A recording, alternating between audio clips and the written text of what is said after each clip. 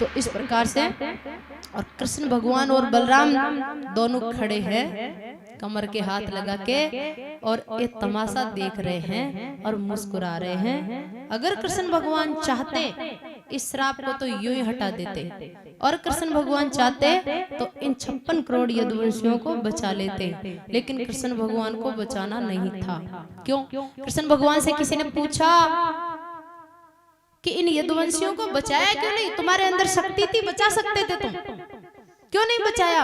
खड़े खड़े हंस रहे और ये मर रहे हैं, और तुम्हारे बेटा पोता है, 2 लाख बेटा तो इनके खुद के ही है ना, तो क्यों मरवा दिया इनको, मरने क्यों दिया? तो कृष्ण भगवान ने जवाब दिया कि भाई सुनो, इस धरती पर ये जो यदुवंशी है ना, ये सबसे ज्यादा धनवान थे, सबसे ज्यादा बलवान थे और सबसे ज्यादा जनवान थे। संख्या में भी ज्यादा थे, बल में भी ज्यादा थे, धन में भी ज्यादा थे। तो कृष्ण भगवान कह रहे कि अगर मेरे जाने से पहले इनको नहीं लेके जाता, इनको धरती पर ही छोड़ जाता, तो ये दूसरों को रहने ही नहीं देते। तो इसलिए भगवान खुद जाने से पहले परिवार को अपने धाम में भेजा। और दूसरी बात यह है कि एक माया में पड़े हुए जीव के परिवार के किसी सदस्य के कोई छींक भी आ जाती है ना, तो उसका 1 किलो खून जल जाता है कि आज एक कहीं होगो, क्या बीमार होगो। और कृष्ण भगवान को सारो परिवार खुद के सामने मर रहे हो, फिर भी मुस्कुरा रहे। कृष्ण भगवान का जीवन में इतना बड़ा बड़ा संकट आया, बिचारों पैदा है तो बस जगह छोड़ भागनी पड़ी, और 11 साल तक लुखर दूसरे के घर में रिया, जंगल जंगल गया, चराया, भटकिया। फिर धरती का कत्ता बड़ा बड़ा राक्षस राजा जो कृष्ण भगवान का शत्रु था, बड़ा बड़ा सबका विनाश किया, सबसे टकराए, द्वारिकापुरी बसाई। जीवन में बहुत बड़े बड़े संकट आए, लेकिन हमेशा मुस्कुराते ही रहे, कभी दुखी उदास नहीं हुए। तो इतना 56 करोड़ यदुवंशी मर रहे हैं परिवार, और उनको हंसी आ रही है। क्यों आ रही है? क्योंकि वो योगेश्वर है, उनका मन बिल्कुल अलिप्त है। उनका मन न तो कोई बेटा से लिपटा हुआ है, और न कोई भाई से लिपटा हुआ है, न कोई चाचा ताऊ से लिपटा है, और न ही उनका मन उस सोना की द्वारिका से लिपटा है। द्वारिका पूरी सोने की है। एक इतने से सोने का क्या मूल्य होता है? उनके 9 लाख महल है सोने के, बहुमूल्य हीरा जवाहरात जुड़े हैं। देवता दर्शन करने आते हैं द्वारिका नगरी का। वो नगरी कृष्ण भगवान के सामने समुद्र में डूब गई, और तो उनको कोई टेंशन नहीं। हमारा तो 100 रुपया खो जाए तो शाम तक भूख नहीं लगी, पीछा घूम गया। घर की एक डोली पड़ जाए, एक बाठो भी पड़ जावे तो टेंशन बढ़ जावे। अरे पूरी 9 लाख महिला की सोना की द्वारिका देखता देखता पानी के अंदर धराशायी होगी, और सामने वाला की शक्ति जब चाहो तो रोक सके, लेकिन फिर भी नहीं रोक रहा है। क्यों? कृष्ण भगवान कह रहे भाई ये मिथ्या जगत है, यहाँ कोई भी चीज आई है ना तो वो जाने के लिए आई है। इस बात को याद रखो, जो आया है उसको भी मुस्कुरा के देखो, और जो जा रहा है ना उसको भी मुस्कुरा के देखो। न आने वाले को रोको और न जाने वाले को रोको। कुछ मिल गया तो भी खुश रहो, और लुट गए तो भी खुश रहो, क्योंकि ये जगत है ही ऐसा। तो भगवान ये शिक्षा दे रहे। अब अर्जुन को बुलाया और अर्जुन से कहा कि तू जा द्वारिका में। अर्जुन रोने लगा, महाराज प्रभु अब आप अपने धाम में जाओगे और मैं अकेला रहूंगा।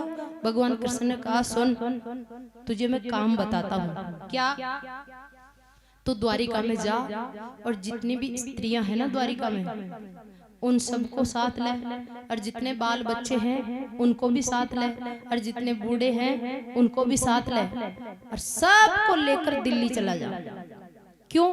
बोले आज के 7वें दिन द्वारिका समुद्र में डूब जाएगी, तो ये जो बच गए इनको तू बचाने के लिए दिल्ली ले जा, हस्तिनापुर ले जा।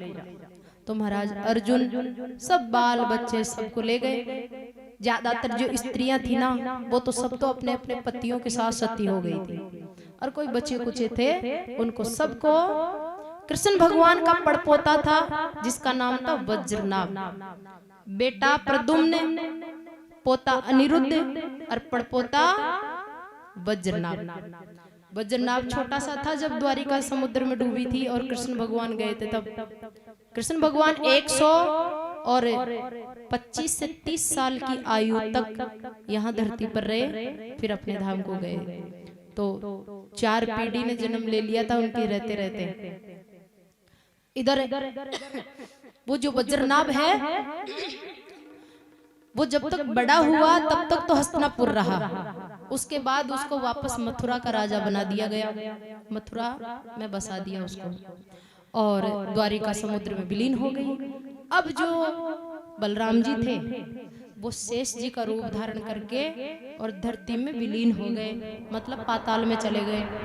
पाताल में रहते हैं शेष जी, पूरे ब्रह्मांड को अपनी फण के ऊपर खींच के रखते हैं, इसलिए ये ब्रह्मांड अपनी जगह पर टिका हुआ है। शेष जी महाराज पाताल में चले गए।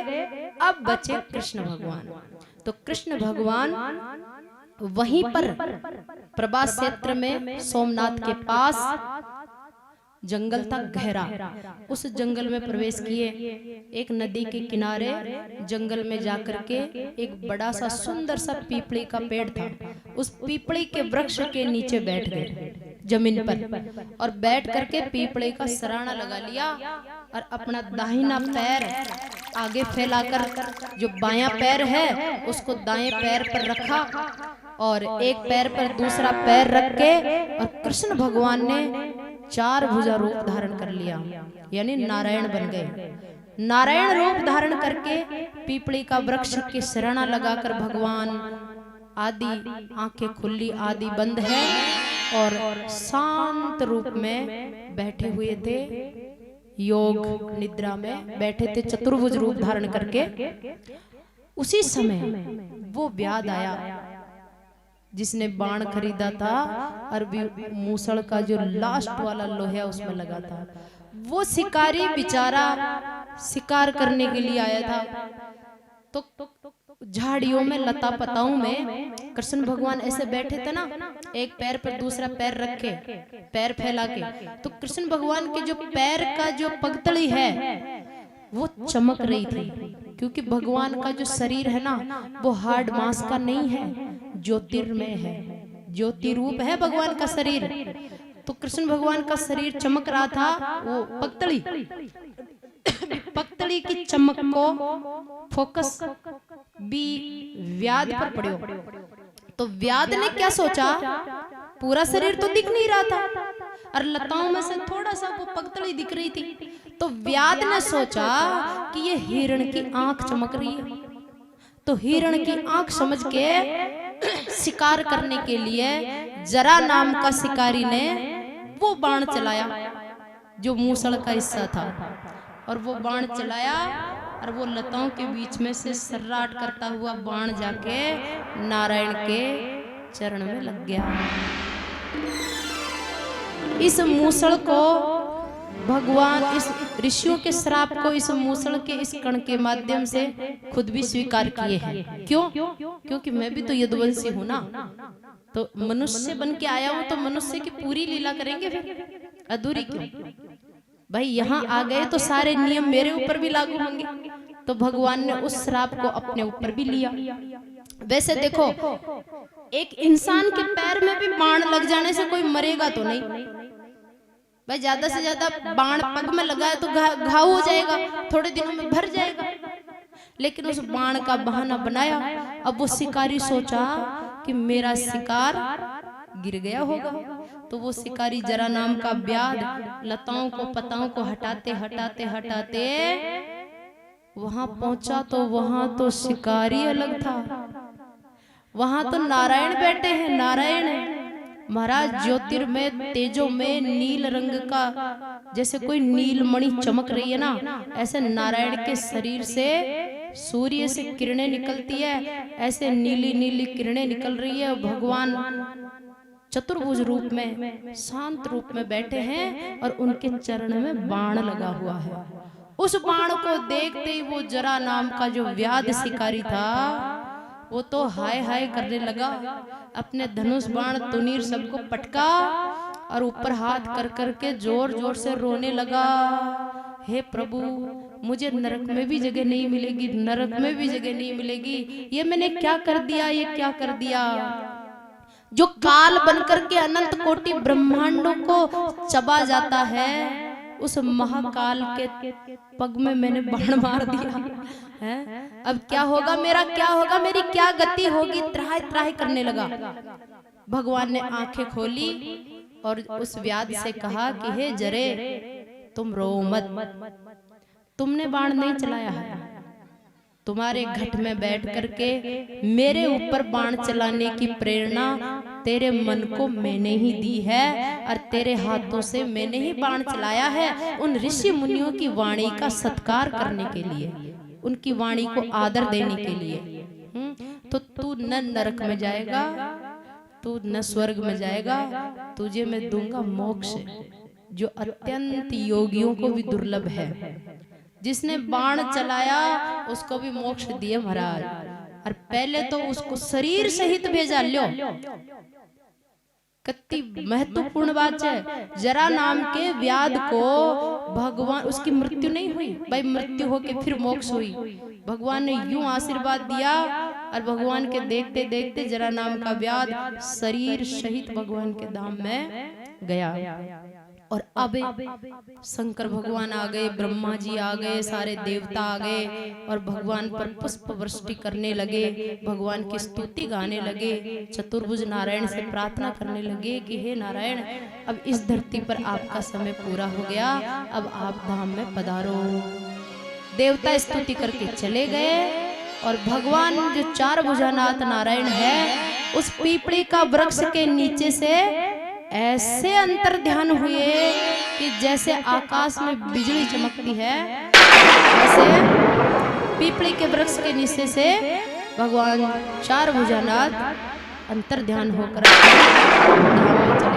बोल द्वारिकाधीश की जय हो, सावरिया सेठ की जय हो, बैकुंठनाथ की जय हो, हरि बोल, हरि बोल, हरि बोल, हरि बोल, हरि बोल, हरि बोल। जय जय श्री राधे।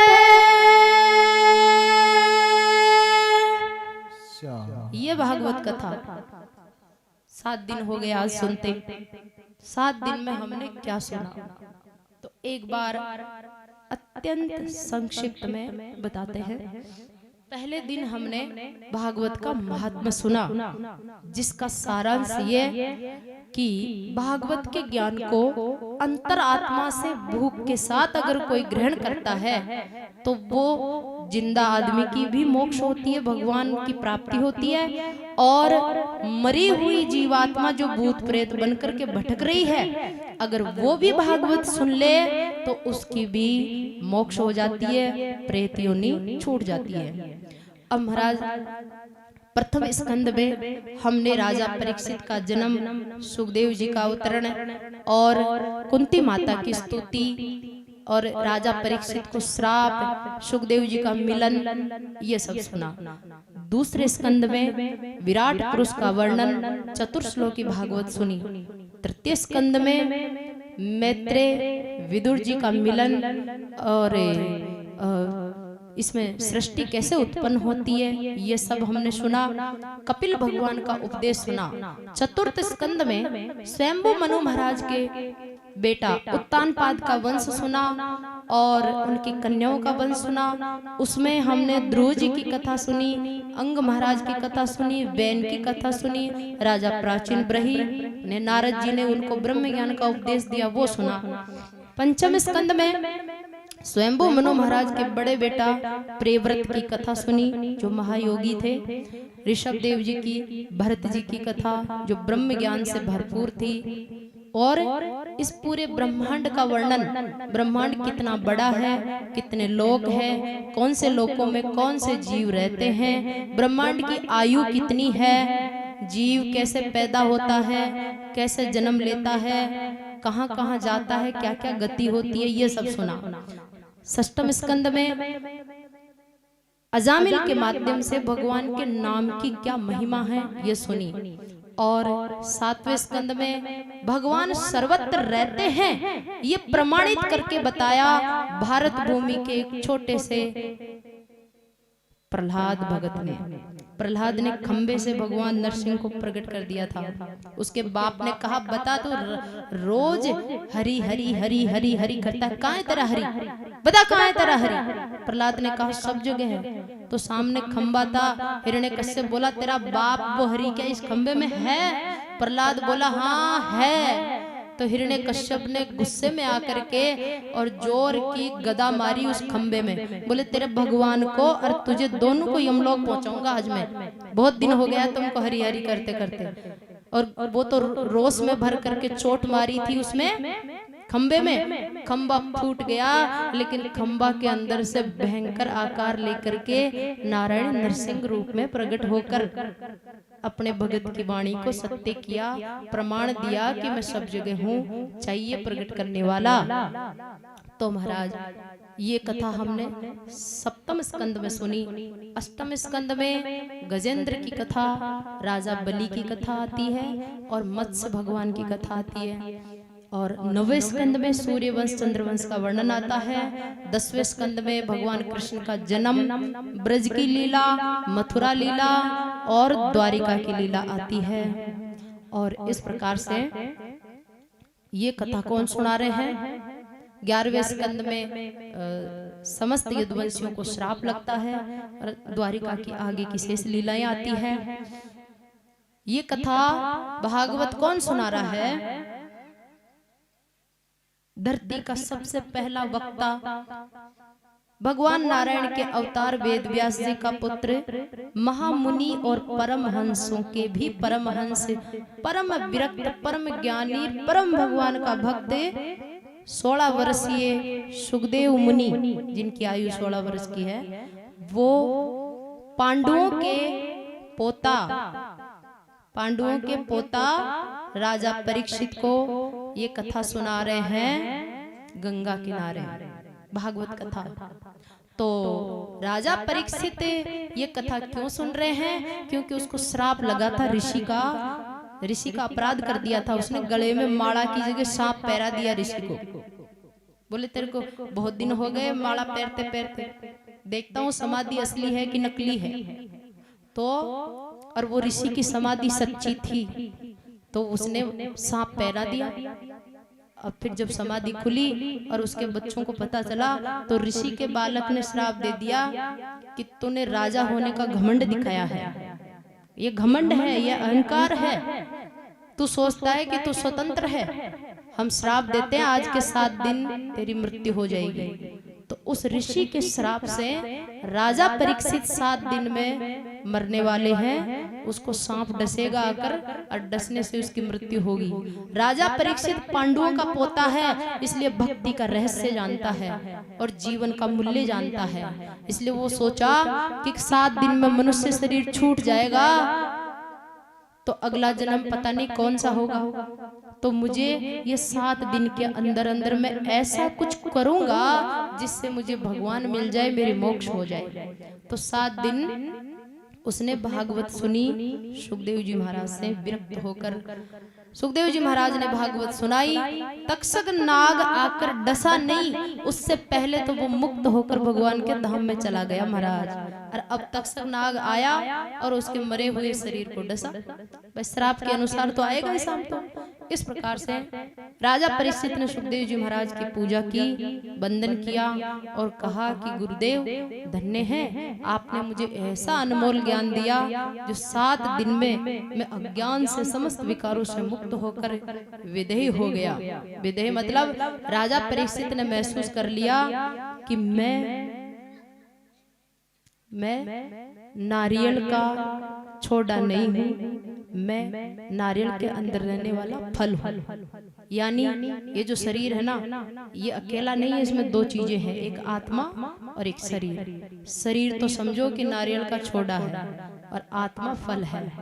लेकिन जब तक जीव माया से बंधा रहता है ना, तब तक तो वो कच्चा नारियल जैसा रहता है। क्योंकि कच्चा नारियल क्या करता है, छोटे से चिपका रहता है। उसको फोड़ेंगे ना तो भी कच्चा नारियल का फल छोड़ा से दूर नहीं हटता है, चाहे कचरा कचरा हो जाए, लेकिन वो छोड़ा को नहीं छोड़ता है। ऐसे ही अज्ञानी जीव माया को नहीं छोड़ता है। लेकिन जिस दिन इस जीव को असली भागवत का ज्ञान हो जाएगा ना, हृदय में उतर जाएगा ना भागवत का ज्ञान, जिस जन्म में जिस दिन, उस दिन ये कच्चे नारियल की जगह पक्का नारियल हो जाएगा। पक्का नारियल का फल क्या करता है, उसमें अंदर ही रहता है, लेकिन उस छोड़ा से मुक्त रहता है। छोड़ा से मुक्त रहता है। जब भी ऊपर से बुलावा आता है कि फल बाहर निकल, तो तैयार रहता है निकलने के लिए, चलो। और अगर चिपका हुआ रहेगा तो महाराज चाकू छुरे चलेंगे, चोटें खानी पड़ेगी। तो सुखदेव जी महाराज से राजा परीक्षित कह रहा है कि आपका भागवत का ज्ञान सुनकर पहले तो मैं कच्चा नारियल था, लेकिन अब मैं पक्का नारियल हो गया, मैं मुक्त हो गया। और महाराज सुखदेव जी महाराज बोले कि मेरा भागवत कथा सुनाना सफल हो गया। भागवत का सार यही तो है, अरे भक्ति और भगवान की शरण जाना, सत्संग सुनना, ज्ञान सुनना। ये इसलिए नहीं सुना जाता है कि मैं धनवान हो जाऊं, मेरे रोग मिट जाए, मेरा ये काम हो जाए, इसलिए नहीं है। ऐसा तो उन अज्ञानी जीवों को बहका दिया जाता है जो कीमत नहीं समझते ना भक्ति की। उनको कह देते हैं भाई तू ऐसा कर, तेरे ऐसे हो जाएगा, ऐसे हो जाएगा, और होता भी है सच्ची आत्मा से करते हैं तो भागवत की कीमत संसार की वस्तु नहीं है। भागवत की कीमत भगवान है, भगवान। भागवत के ज्ञान की कीमत कौन है, भगवान है, मोक्ष है, भगवान का प्रेम है, भक्ति है। तो जो जीव भागवत का महत्व जान जाता है ना, वो भगवान से कभी भी ये नहीं कहता है कि मुझे संसार दे, वो यही कहता है मुझे ठाकुर जी के चरण चाहिए, ठाकुर जी में प्रीत चाहिए। तो महाराज भागवत में 12 स्कंद है और 335 अध्याय है और 18,000 श्लोक है। भागवत समस्त वेद पुराण वेदांत उपनिषद सबका सार निचोड़ ज्ञान है ना, वो भागवत का ज्ञान है।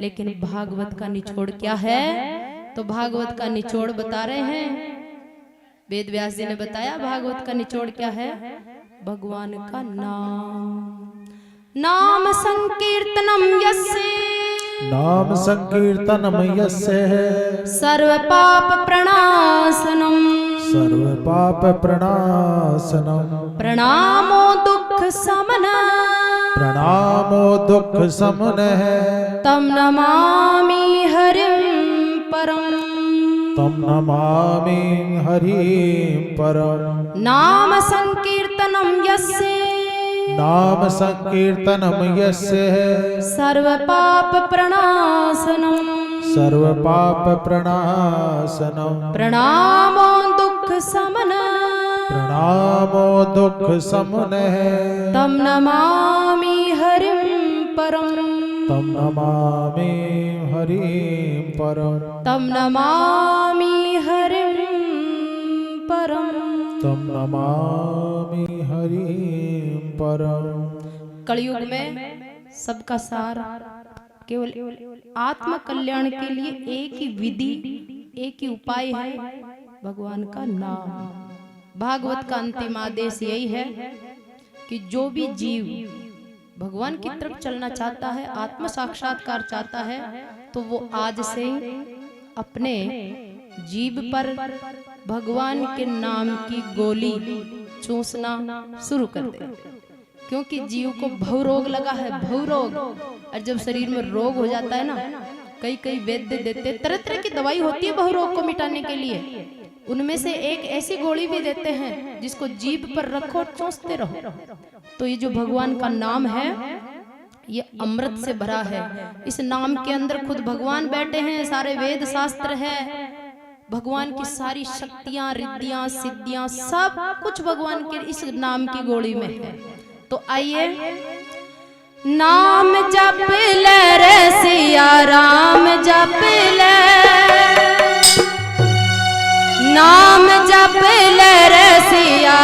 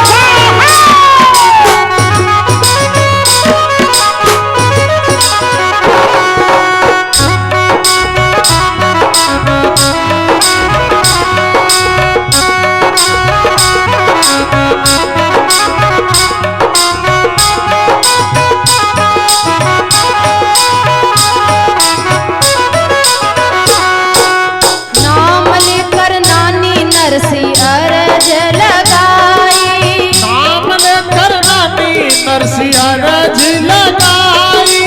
नाम लेकर नानी नरसी अरज लगाई। नाम लेकर नानी नरसी अरज लगाई। आयो मायरो जय हो।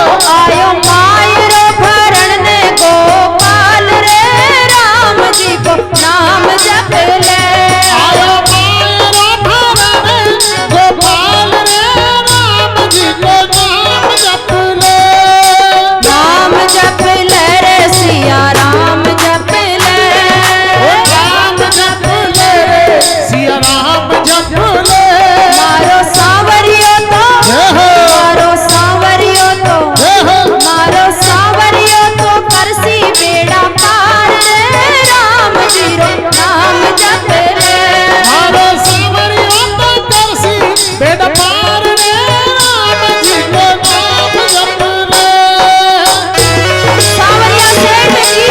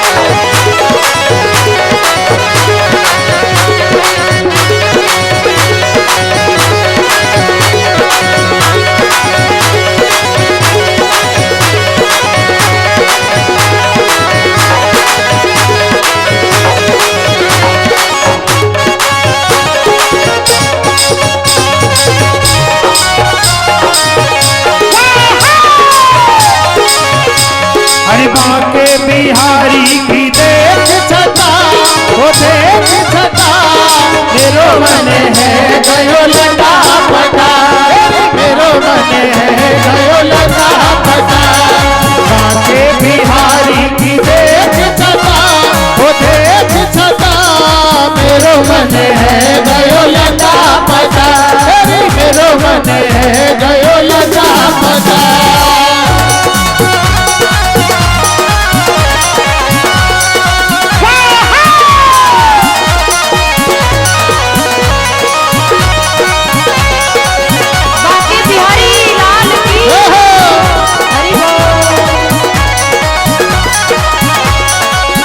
कब से खोजूं बनवारी को कब से खोजूं बनवारी को कब से खोजूं बनवारी को कब से खोजूं बनवारी को बनवारी को गिरधारी को बनवारी को गिरधारी को अरे कोई बता दे उसका पता वो उसका पता मेरो मन है गयो लता पता मेरो मन है गयो लता पता आके बिहारी की देख पटा ओहो मेरो मन है गयो लता पता मेरो मन है गयो लटा पटा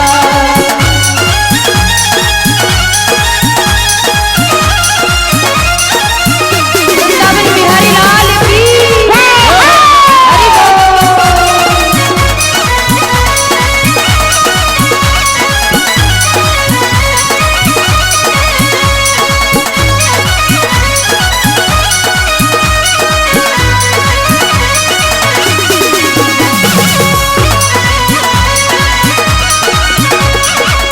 मोर मुकुट श्यामल बन धारी मोर मुकुट श्यामल तन धारी कर मुरली अधरन अति प्यारी कर मुरली रन अति प्यारी कर मुरली अधरन अति प्यारी कर मुरली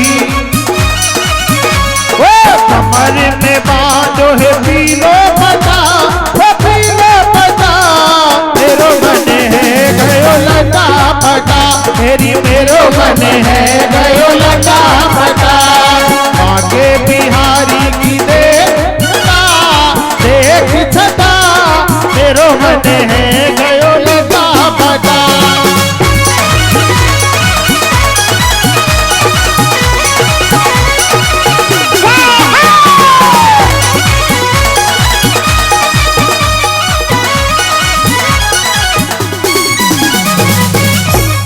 बोल बांके बिहारी लाल की जय हो एक और फिर आरती करेंगे। जड़ो कूट लाई बाजरों में रांध लाई कीचड़ो सरररा सरररा सरररा ले वे वो समर को मारो सावरो सरररा ले वे वो समर को मारो सावरो रांध लाई कीचड़ों में कूट लाई बाजरों में रांध लाई कीचड़ो सरररा सरररा सरररा ले वे वो सफर को मारो साविरो सररर ले वे वो सफर को मारो साविरो हरि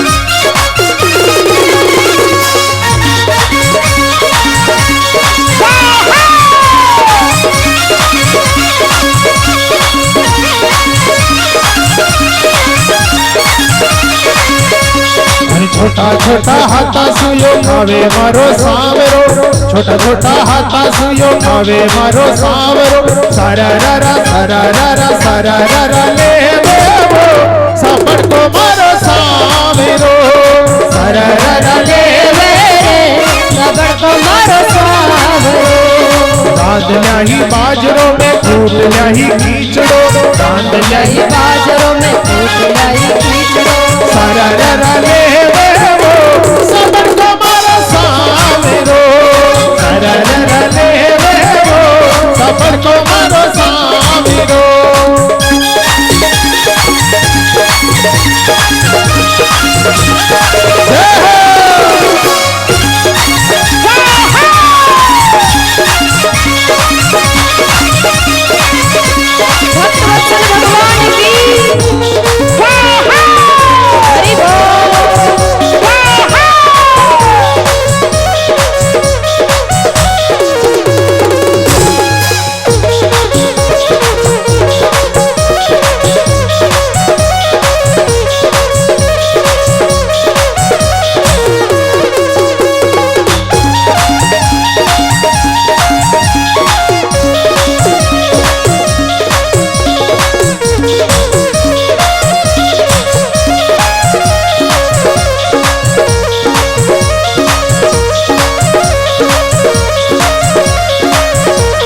मीरा जैसा प्रेम नहीं है नहीं दीवानी राधा मीरा जैसा प्रेम नहीं है नहीं दीवानी राधा वो मीरा जैसा प्रेम नहीं है नहीं दीवानी राधा मीरा जैसा प्रेम नहीं है नहीं दीवानी राधा मीरा जैसा प्रेम नहीं है नहीं दीवानी राधा मीरा जैसा प्रेम नहीं है नहीं दीवानी राधा सररर ले वो सफर को मारो सामेरो सररर ले वो सफर को मारो सामेरो टूट ल्याही बाजरों में रांध ल्याही कीचड़ो टूट ल्याही बाजरों में रांध ल्याही कीचड़ो सररर सररर सररर ले वो सफर को मारो सामेरो हरि बोल सफर को मारो सामेरो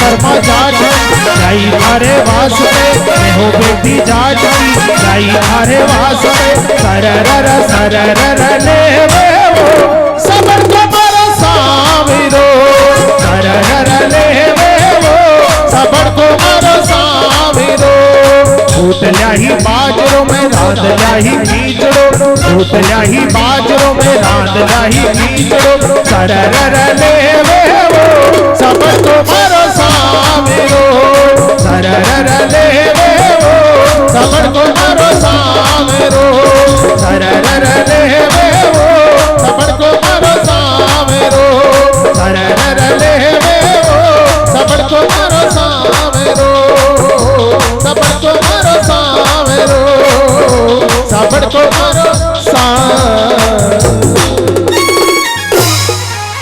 बोल भागवत भगवान की द्वारिकाधीश की चार भुजानाथ की सत्य सनातन धर्म की जय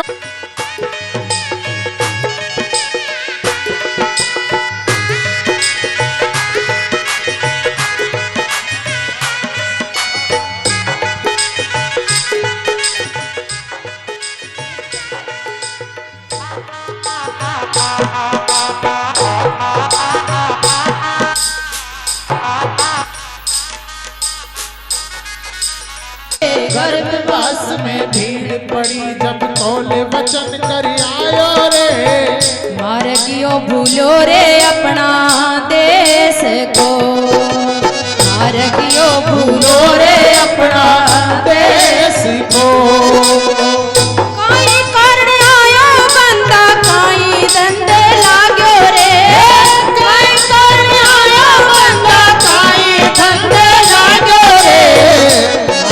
भूलो रे अपना देश को। ओ मार गियो भूलो रे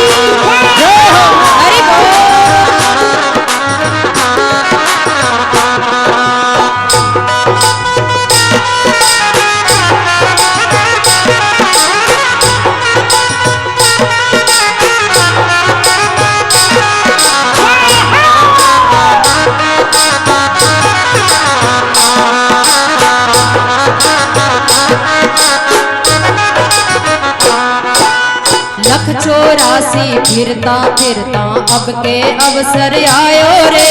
लख 84 फिरता फिरता अब के अवसर आयो रे। लख 84 फिरता फिरता अब के अवसर आयो रे। लख 84 फिरता फिरता अब के अवसर आयो रे। हर लेने उजिया भगवान की है आरती।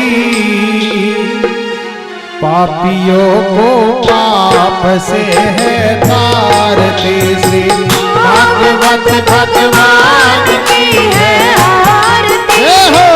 पापियों को पाप से है तारती।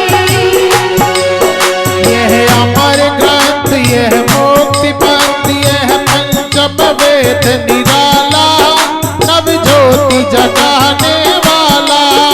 यह अमर ग्रंथ यह मुक्ति पंथ यह पंचम वेद निराला नव ज्योति जगाने वाला। ओ यह अमर ग्रंथ यह मुक्ति पंथ यह पंचम वेद निराला नव ज्योति जगाने वाला। अमर ग्रंथ यह मुक्ति पंथ यह पंचम वेद निराला नव ज्योति जगाने वाला। हरि नाम यही हरि धाम यही हरि नाम यही हरि धाम यही। ये जग मंगल की आरती। पापियों को पाप से है तारती। श्री भागवत भगवान की है आरती। पापियों को पाप से है तारती।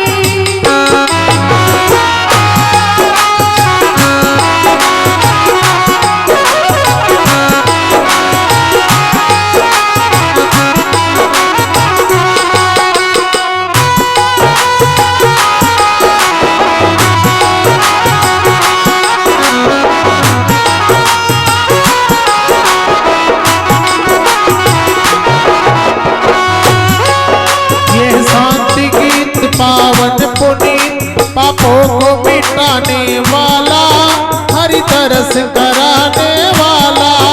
यह शांति गीत पावन पुनीत पापों को मिटाने वाला हरि तरस कराने वाला। यह शांति गीत पावन पुनीत पापों को मिटाने वाला हरि तरस कराने वाला। शांति गीत पावन पुनीत पापों को मिटाने वाला हरि तरस कराने वाला। यह सुख करनी यह दुख हरनी करनी यह दुख हरनी। श्री मधुसूदन की आरती। पापियों को पाप से है तारती। श्री भागवत भगवान की है आरती। पापियों को पाप से है तारती।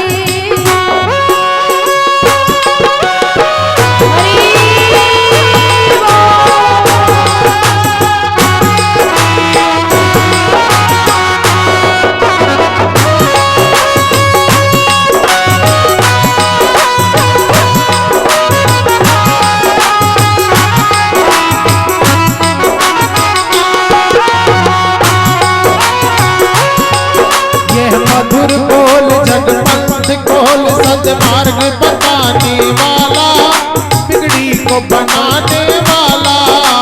मधुर बोल जग पंथ खोल, सदमार्ग बताने वाला, बिगड़ी को बनाने वाला। यह मधुर बोल जग पंथ खोल, सदमार्ग बताने वाला, बिगड़ी को बनाने वाला। मधुर बोल जग पंथ खोल, सदमार्ग बताने वाला, बिगड़ी को बनाने वाला। श्री राम यही घनश्याम यही श्री राम, यही घनश्याम यही, ये प्रभु महिमा की आरती। पापियों को पाप से है तारती, श्री भागवत भगवान की है आरती। पापियों को पाप से है तारती, श्री भागवत भगवान की है आरती। पापियों को पाप से है तारती। पापियों को पाप से है तारती, पापियों को पाप से है तारती।